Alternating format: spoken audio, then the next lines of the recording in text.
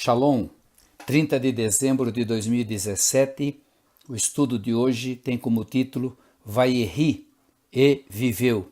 Leituras bíblicas, Gênesis 47, 28 a 50, 26, Jeremias 35, 1 a 19 e 1 Pedro 1, de 1 a 9. Gênesis 47, 28. Jacó viveu 17 anos no Egito e os anos da sua vida chegaram a 147. Jacó viveu 17 anos no Egito e morreu com 147 anos. Interessante que José, quando saiu de Canaã, tinha 17 anos. Sem querer mistificar, mas os números são importantes na interpretação bíblica. Já estudamos algumas vezes o significado dos números e principalmente o valor numérico de cada letra do alfabeto hebraico. 17 em hebraico é Shevá Esrei, e o número 7 é Shevá, que simboliza o que é perfeito, completo, pleno de Deus. Este último estudo semanal fala deste completo de Deus, a formação do seu povo, de onde viria a bênção, Brahá, a todas as nações através do seu descendente. Gálatas 3:16 diz: assim também as promessas foram feitas a Abraão e ao seu descendente. A Escritura não diz e aos seus descendentes, como se falando de muitos, mas ao seu descendente, dando a entender que se trata de um só, isto é, Cristo. Nosso amor por Israel, nosso compromisso de ajudar, apoiar e lutar de todas as formas pela sua salvação, não pode nos impedir de conhecer o propósito do eterno Deus. A palavra diz em Romanos 10:1, através do apóstolo Paulo: irmãos, o desejo do meu coração e a minha oração a Deus pelos israelitas é que eles sejam salvos. A nação foi formada, abençoada, protegida pelas alianças e promessas, mas o fim último seria o descendente Jesus Cristo.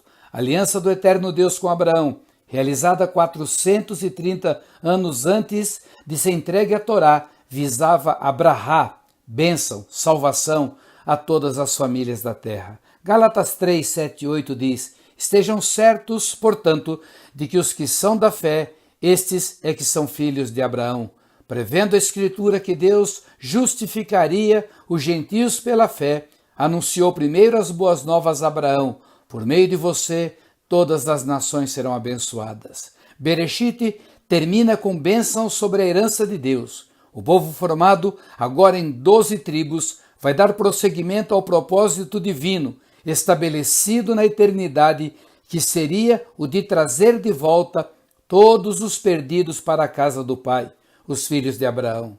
Gênesis 48, de 1 a 4 diz: algum tempo depois, disseram a José: seu pai está doente, e ele foi vê-lo, levando consigo seus 2 filhos, Manassés e Efraim. E anunciaram a Jacó: seu filho José veio vê-lo. Israel reuniu suas forças e assentou-se na cama. Então disse Jacó a José: o Deus Todo-Poderoso apareceu-me em luz na terra de Canaã e ali me abençoou, dizendo: eu farei prolífero e o multiplicarei. Farei de você uma comunidade de povos e darei esta terra por propriedade perpétua aos seus descendentes. Continuando textos de Gênesis, o Gênesis 49, todo o capítulo fala de bênçãos, mas bênçãos sobre as tribos. Eu vou ler o versículo 1 e o 26. Versículo 1.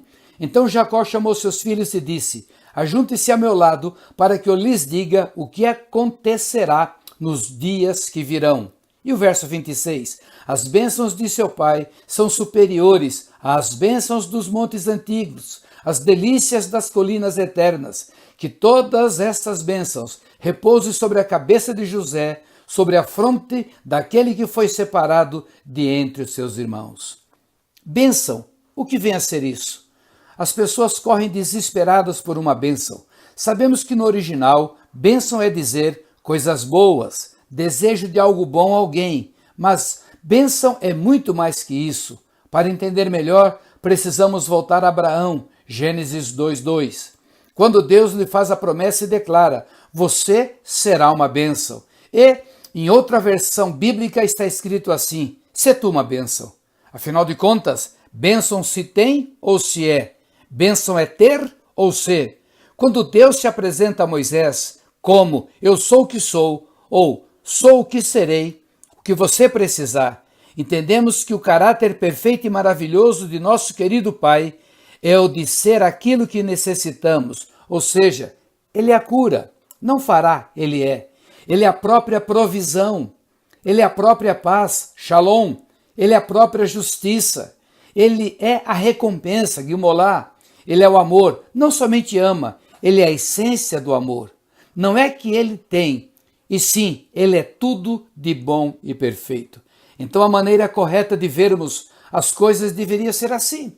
Há um carro para mim, e não eu tenho um carro. Há um apartamento para mim, e não eu tenho um apartamento. Há uma casa para mim, e não eu tenho uma casa. Somos mordomos, depositários, administradores, dispenseiros das riquezas de Deus.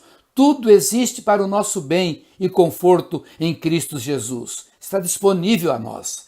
Já somos abençoados com toda sorte de bênçãos espirituais. Efésios 1:3.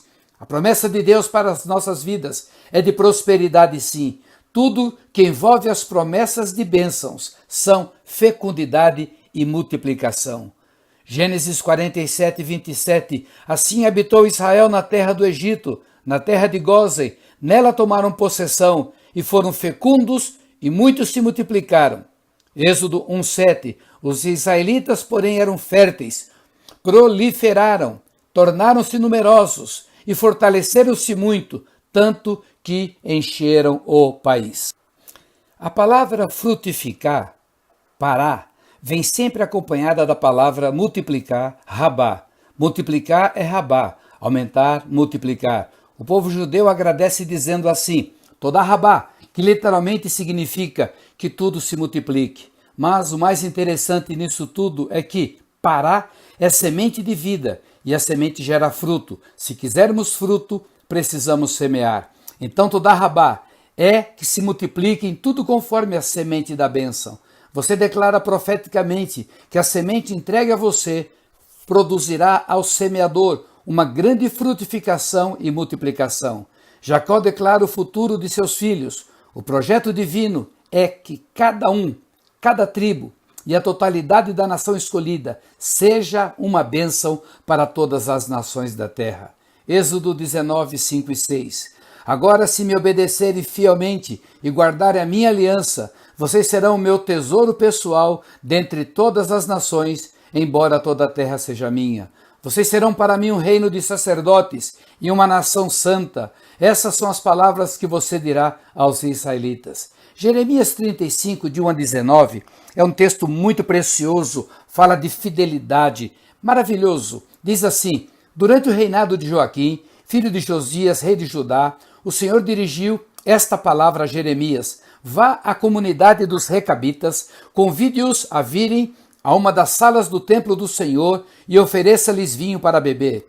Então busquei Jazanias, filho de Jeremias, filho de Rabazinias, seus irmãos e todos os seus filhos e toda a comunidade dos recabitas, e os levei ao templo do Senhor, à sala dos filhos de Hanã, filho de Gigdalias, homem de Deus. A sala ficava ao lado da sala dos líderes e debaixo da sala de Maazéias, filho de Salum, o porteiro.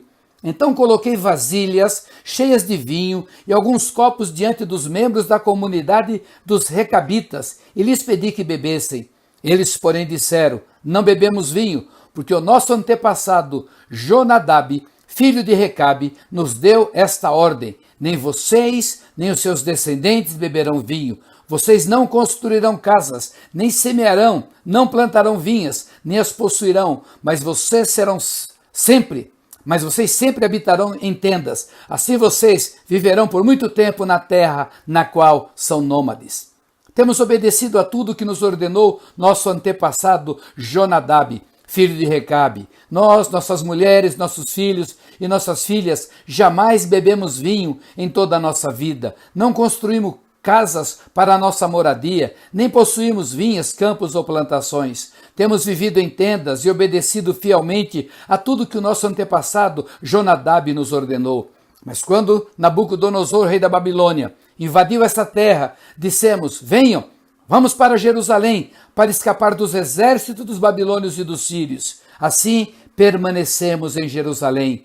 O Senhor dirigiu a palavra a Jeremias, dizendo: assim diz o Senhor dos exércitos, Deus de Israel: vá dizer aos homens de Judá e aos habitantes de Jerusalém: será que vocês não vão aprender a lição a obedecer às minhas palavras? Pergunta o Senhor. Jonadab, filho de Recabe, ordenou a seus filhos que não bebesse vinho, e essa ordem tem sido obedecida até hoje. Eles não bebem vinho porque obedecem à ordem do seu antepassado, mas eu tenho falado a vocês repetidas vezes, e contudo vocês não me obedecem. Enviei a vocês repetidas vezes todos os meus servos, os profetas. Eles lhes diziam que cada um de vocês deveria converter-se da sua má conduta, corrigir as suas ações e deixar de seguir outros deuses para prestar-lhes culto. Assim vocês habitariam na terra que dei a vocês e a seus antepassados, mas vocês não me deram atenção nem me obedeceram. Os descendentes de Jonadab, filho de Recabe, cumprem a ordem que o seu antepassado lhes deu, mas esse povo não me obedece. Portanto, assim diz o Senhor dos exércitos, Deus de Israel: trarei sobre Judá e sobre os habitantes de Jerusalém toda a desgraça da qual os adverti, porque falei a eles, mas não me ouviram. Chamei-os, mas não me responderam. Jeremias disse à comunidade dos recabitas: assim diz o Senhor dos exércitos, Deus de Israel: vocês têm obedecido aquilo que o seu antepassado Jonadab ordenou, têm cumprido todas as suas instruções e têm feito tudo o que ele ordenou. Por isso, assim diz o Senhor dos exércitos, Deus de Israel: jamais faltará a Jonadab, filho de Recabe, um descendente que me sirva. Texto um pouco longo, se bem que se quisermos fazer a leitura correta do estudo, todos os textos indicados e os comentários devem ser lidos, mas fica a critério de cada um, não nos interessa o legalismo. Aqui encontramos uma herança bendita. Depois de aproximadamente 200 anos, a família de Jonadab, filho de Recabe, quantos no meio do povo de Deus possuíam casas, vinhas, campos e bebiam os vinhos das uvas? Mas esta família não. Um chamado específico de Deus para esta família através do seu patriarca e líder. Impressiona ver a fidelidade sem os tradicionais questionamentos que vemos hoje em dia. Por exemplo, fulano faz isso ou aquilo, por que não posso fazer também? Aquele outro crente faz isso, que mal eu fazer também? Aquele líder permite, por que o nosso líder não? Etc. Aqui vejo realmente uma paternidade bíblica seguida ao pé da letra. Paternidade é honrar aos pais, seguir o modelo e não ao molde. O modelo é amplo e geral e permite o desenvolvimento de características pessoais. Modo de se fazer as coisas é diferente de molde, moldar. Muitos querem a paternidade do nome. Somos também filhos de Abraão. Tanto Jesus Cristo como o apóstolo Paulo foram enfáticos. Filhos de Abraão são os da fé, não somente no sangue, ou quem tem o nome. A filiação tem a ver com sequência na linhagem, no manter em linha a produção, modelo, entre parênteses, da obra confiada pelo Pai. Não é cada um fazer o que bem entende. Duas visões dentro de uma visão gera divisão. Tomara a Deus que lá adiante a nossa herança bendita, os filhos, os netos, os bisnetos que Deus nos deu, continuem o legado que lhes entregaremos.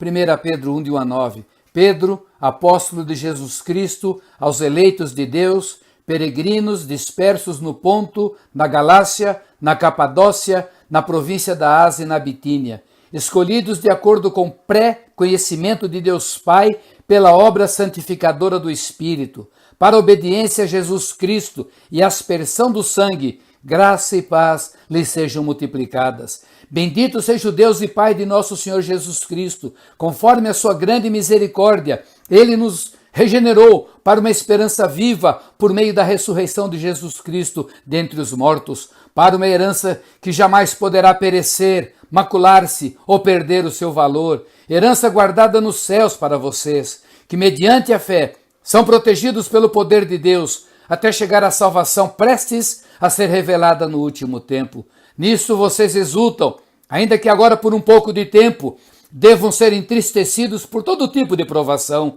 Assim acontece para que fique comprovado a fé que vocês têm, muito mais valiosa do que o ouro que perece, mesmo que refinado pelo fogo, é genuína e resultará em louvor, glória e honra quando Jesus Cristo for revelado. Mesmo não o tendo visto, vocês o amam, e apesar de não o verem agora, creem nele e exultam com alegria indizível e gloriosa, pois vocês estão alcançando o alvo da sua fé, a salvação das suas almas. Essa passagem bíblica é simplesmente maravilhosa. A conclusão deste estudo não poderia ser melhor. Que gloriosa esperança! Que destino tremendo está reservado a cada um dos eleitos. Como assim eleitos? Pré-escolhidos, sim.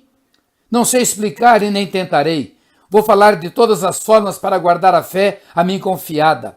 Vou lutar de todas as maneiras. Vou confessar. Vou manter-me em santidade. Vou ser fiel ao meu Deus até a minha morte. Mas creio que eu sou um eleito de Deus, conforme Romanos capítulo 8, versículos 28 a 30. O eleito de Deus permanece fiel até o fim. Alguns gostam de questionar essa doutrina e tentam baratear a promessa, mas a palavra de Deus é imutável. Sei que viemos pela fé e isto é a grande chave. Não obras, não religiosidade, mas uma vida fruto de uma entrega total e incondicional a Yeshua, o Messias, Jesus Cristo, nosso Salvador e Senhor.